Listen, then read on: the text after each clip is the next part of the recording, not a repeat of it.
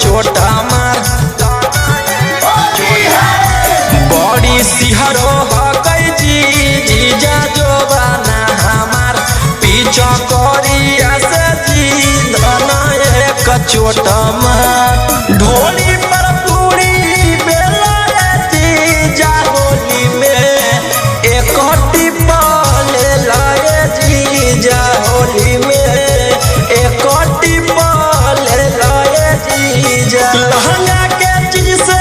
खेलाए जीजा होली में एक टिप्पा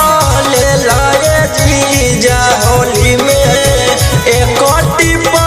ले लाए जीजा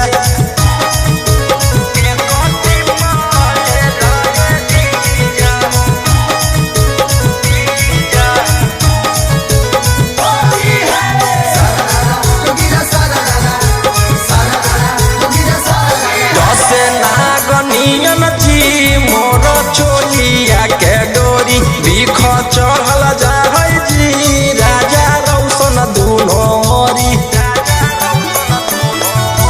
दस नागनियन जी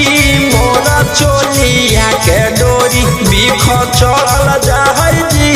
राजा रौशन दुनो मोरी